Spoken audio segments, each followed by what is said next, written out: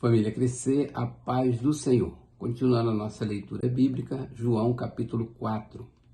Os fariseus ouviram falar que Jesus estava fazendo e batizando mais discípulos do que João, embora não fosse Jesus quem batizasse, mas os seus discípulos. Quando o Senhor ficou sabendo disso, saiu da Judéia e voltou uma vez mais à Galiléia. Era-lhe necessário passar por Samaria. Assim, chegou a uma cidade de Samaria, chamada Sicar, perto das terras que Jacó dera a seu filho José. Havia ali o poço de Jacó. Jesus, cansado da viagem, sentou-se à beira do poço. Isto se deu por volta do meio-dia. Nisso veio uma mulher samaritana tirar água. Disse-lhe Jesus: "Dê-me um pouco de água." Os seus discípulos tinham ido à cidade comprar comida. A mulher samaritana lhe perguntou: "Como o Senhor, sendo judeu, pede a mim, uma samaritana, água para beber? Pois os judeus não se dão bem com os samaritanos." Jesus lhe respondeu: "Se você conhecesse o dom de Deus e quem lhe está pedindo água, você lhe teria pedido e ele lhe teria dado água viva." Disse a mulher: "O Senhor não tem com que atirar a água e o poço é fundo. Onde pode conseguir essa água viva? Acaso o Senhor é maior do que o nosso pai Jacó, que nos deu o poço do qual ele mesmo bebeu, bem como seus filhos e seu gado?" Jesus respondeu: "Quem beber desta água terá sede outra vez, mas quem beber da água que eu lhe der nunca mais terá sede. Pelo contrário, a água que eu lhe der se tornará nele uma fonte de água a jorrar para a vida eterna." A mulher lhe disse: "Senhor, dê-me dessa água, para que eu não tenha mais sede, nem precise voltar aqui para tirar água." Ele lhe disse: "Vá, chama o seu marido e volte." "Não tenho marido," respondeu ela. Disse-lhe Jesus: "Você falou corretamente dizendo que não tenho marido. O fato é que você já teve 5, e o homem com quem agora vive não é seu marido. O que você acabou de dizer é verdade." Disse a mulher: "Senhor, vejo que é profeta. Nossos antepassados adoraram neste monte, mas vocês, judeus, dizem que Jerusalém é o lugar onde se deve adorar." Jesus declarou: "Creia em mim, mulher. Está próxima a hora em que vocês não adorarão o Pai, nem neste monte, nem em Jerusalém. Vocês, samaritanos, adoram o que não conhecem. Nós adoramos o que conhecemos, pois a salvação vem dos judeus. No entanto, está chegando a hora, e de fato já chegou, em que os verdadeiros adoradores adorarão o Pai em espírito e em verdade. São estes os adoradores que o Pai procura. Deus é espírito e é necessário que os seus adoradores o adorem em espírito e em verdade." Disse a mulher: "Eu sei que o Messias, chamado Cristo, está para vir. Quando ele vier, explicará tudo para nós." Então Jesus declarou: "Eu sou o Messias, eu que estou falando com você." Naquele momento, os seus discípulos voltaram e ficaram surpresos ao encontrá-lo conversando com uma mulher.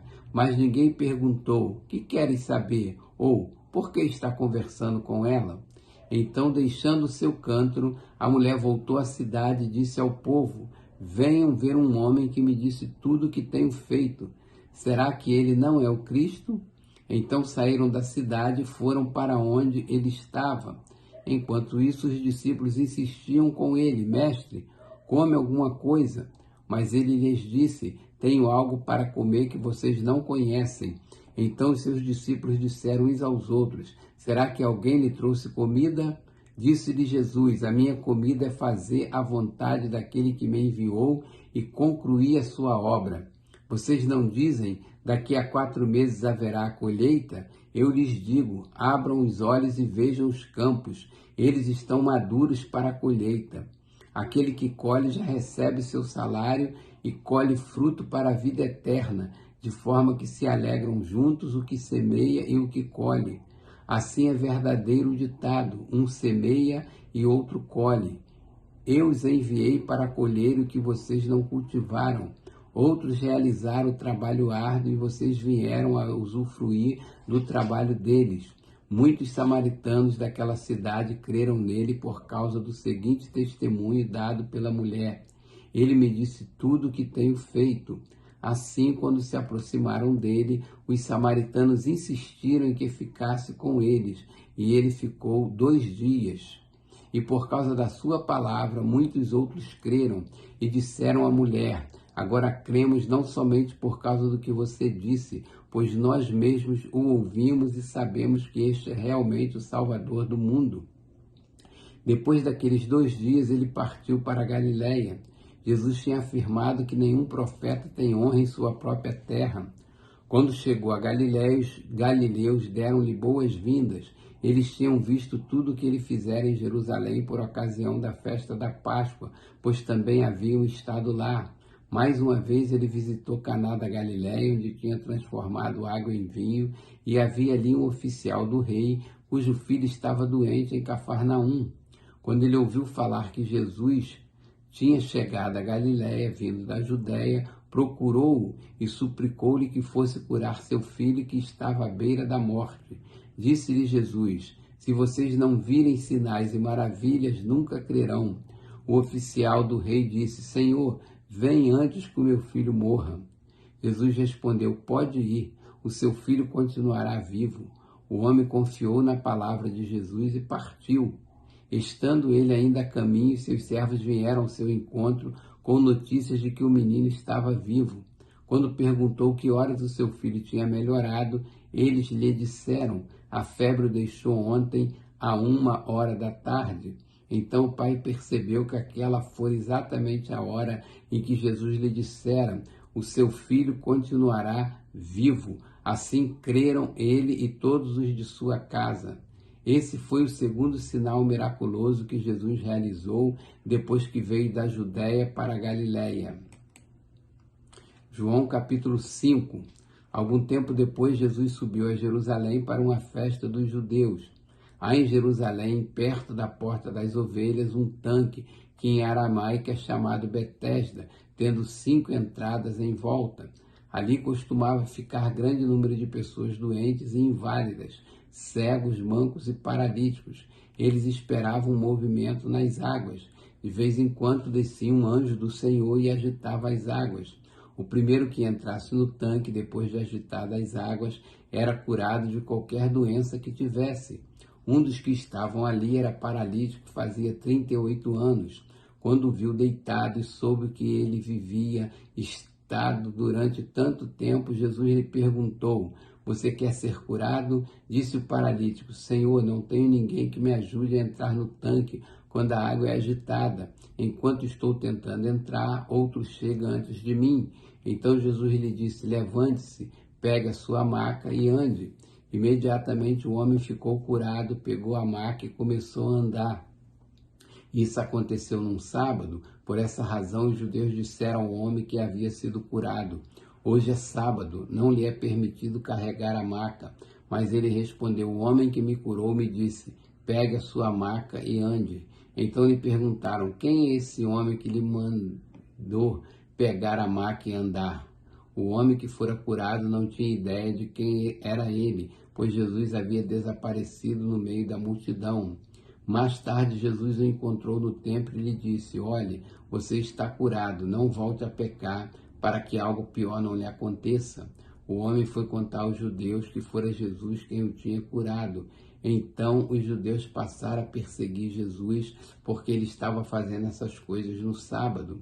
Disse-lhes: meu pai continua trabalhando até hoje, e eu estou trabalhando. Por essa razão, os judeus mais ainda queriam matá-lo, pois não somente estava violando o sábado, mas também estava até mesmo dizendo que Deus era seu próprio pai, igualando-se a Deus.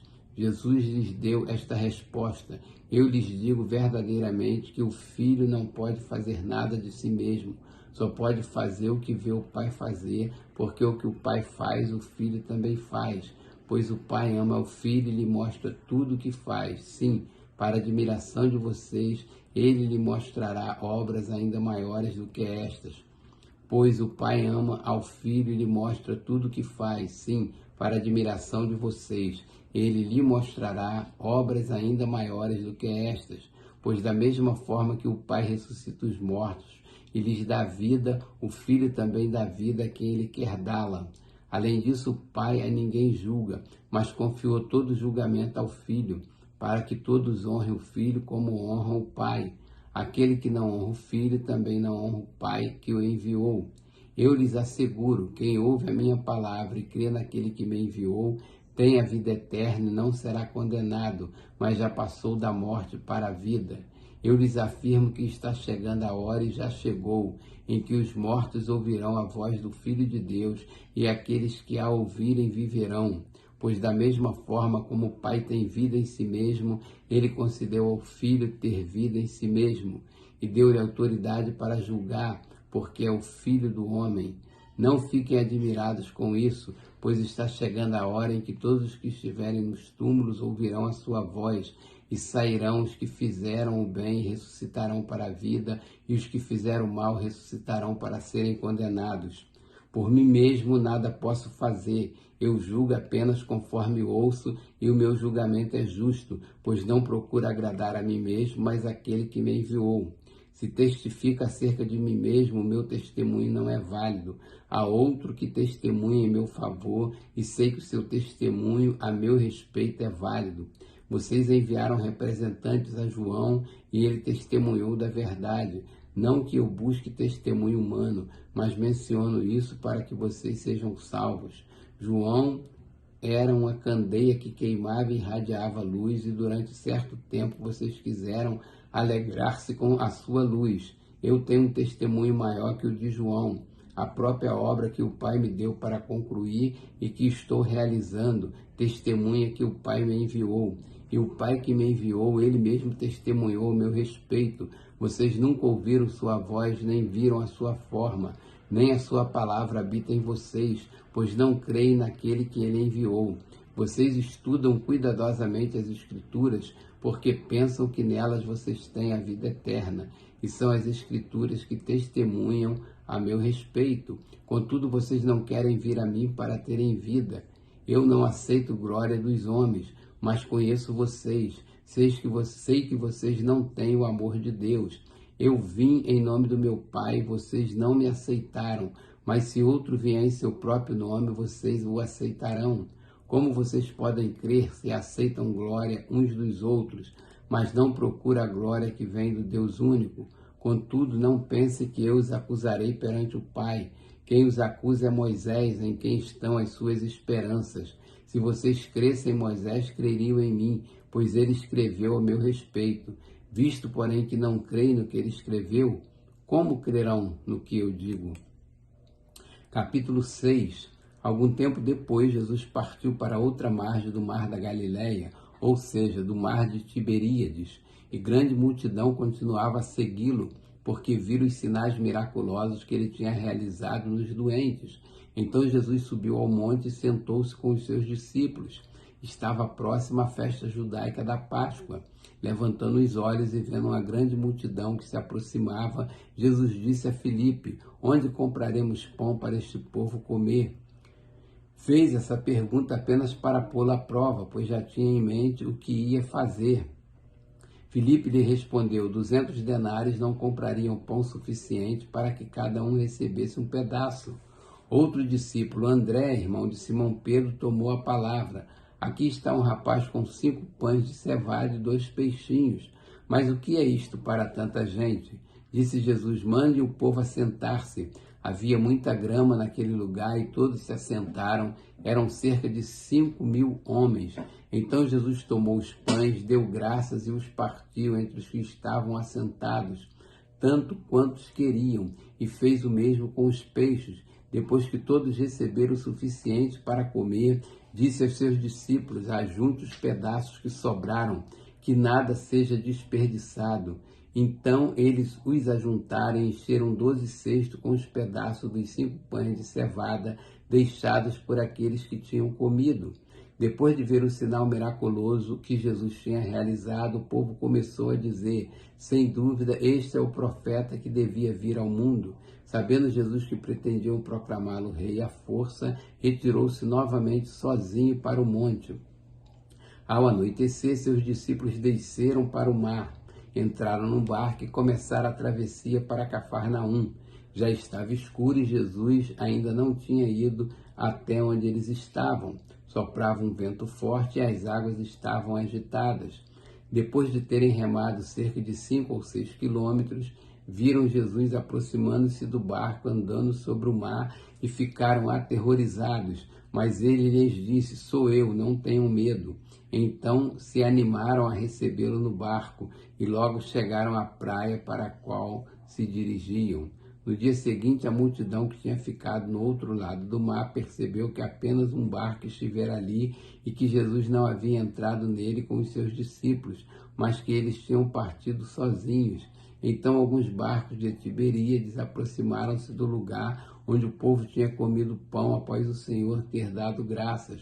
Quando a multidão percebeu que nem Jesus nem os discípulos estavam ali, entrou nos barcos e foi para Cafarnaum em busca de Jesus. Quando o encontraram do outro lado do mar, perguntaram-lhe: mestre, quando chegaste aqui? Jesus respondeu: a verdade é que vocês estão me procurando, não porque viram os sinais miraculosos, mas porque comeram os pães e ficaram satisfeitos. Não trabalhem pela comida que se estraga, mas pela comida que permanece para a vida eterna, a qual o Filho do Homem lhes dará. Deus, o Pai, nele colocou seu selo de aprovação. Então lhe perguntaram: o que precisamos fazer para realizar as obras que Deus quer? Jesus respondeu: a obra de Deus é esta, crer naquele que ele enviou. Então lhe perguntaram: que sinal miraculoso mostrarás para que o vejamos e creiamos em ti? Que farás? Os nossos antepassados comeram maná do deserto, como está escrito: ele lhes deu a comer pão do céu. Declarou-lhe Jesus: digo-lhes a verdade, não foi Moisés quem lhes deu pão do céu, mas é meu Pai quem lhes dá o verdadeiro pão do céu, pois o pão de Deus é aquele que desceu do céu e dá vida ao mundo. Disseram eles: Senhor, dá-nos sempre desse pão. Então Jesus declarou: eu sou o pão da vida. Aquele que vem a mim nunca terá fome. Aquele que crê em mim nunca terá sede. Mas como eu lhes disse, vocês me viram, mas ainda não creem. Tudo que o Pai me der virá a mim, e quem vier a mim eu jamais rejeitarei. Pois desci do céu não para fazer a minha vontade, mas para fazer a vontade daquele que me enviou. E esta é a vontade daquele que me enviou, que eu não perca nenhum dos que ele me deu, mas os ressuscite no último dia. Porque a vontade de meu Pai é que todo o que olhar para o Filho e nele crer tenha a vida eterna, e eu ressuscitarei no último dia. Com isso, os judeus começaram a criticar Jesus, porque dissera: eu sou o pão que desceu do céu. E diziam: este não é Jesus, o filho de José? Não conhecemos seu pai e sua mãe? Como ele pode dizer: desci do céu? Respondeu Jesus: parem de fazer-me críticas. Ninguém pode vir a mim se o Pai que me enviou não o atrair, e eu ressuscitarei no último dia. Está escrito nos profetas: todos serão ensinados por Deus. Todos que ouvem o Pai e dele aprendem, vêm a mim. Ninguém viu o Pai a não ser aquele que vem de Deus. Somente ele viu o Pai. Asseguro-lhes que aquele que crê tem a vida eterna. Eu sou o pão da vida. Os seus antepassados comeram maná no deserto, mas morreram. Todavia aqui está o pão que desce do céu, para que não morra quem dele comer. Eu sou o pão vivo que desceu do céu. Se alguém comer deste pão, viverá para sempre. Este pão é a minha carne, que eu darei pela vida do mundo. Então os judeus começaram a discutir exaltadamente entre si: como pode este homem nos oferecer a sua carne para comermos? Jesus lhes disse: eu lhes digo a verdade, se vocês não comerem a carne do Filho do Homem e não beberem seu sangue, não terão vida em si mesmos. Todo que come a minha carne e bebe o meu sangue tem a vida eterna, e eu ressuscitarei no último dia. Pois a minha carne é verdadeiramente comida, e o meu sangue é verdadeira bebida. Todo que come a minha carne e bebe o meu sangue permanece em mim, e eu nele. Da mesma forma como o Pai que vive me enviou, e eu vivo por causa do Pai, assim aquele que se alimenta de mim viverá por minha causa. Este é o pão que desceu do céu. Os antepassados de vocês comeram o maná e morreram, mas aquele que se alimenta deste pão viverá para sempre. Ele disse isso quando ensinava na sinagoga de Cafarnaum. Ao ouvirem isso, muitos dos seus discípulos disseram: dura é essa palavra, quem consegue ouvi-la? Sabendo em seu íntimo que os seus discípulos estavam se queixando do que ouviram, Jesus lhes disse: isso os escandaliza? Que acontecerá se vocês virem o Filho do Homem subir para onde estava antes? O Espírito da vida, a carne não produz nada que se aproveite. As palavras que eu lhes disse são Espírito e vida. Contudo, há alguns de vocês que não creem, pois Jesus sabia desde o princípio qual deles não criam e quem o iria trair. E prosseguiu: é por isso que eu lhes disse que ninguém pode vir a mim, a não ser que isso lhe seja dado pelo Pai. Daquela hora em diante, muitos dos seus discípulos voltaram atrás e deixaram de segui-lo. Jesus perguntou aos 12, vocês também não querem ir? Simão Pedro lhe respondeu: Senhor, para quem iremos nós?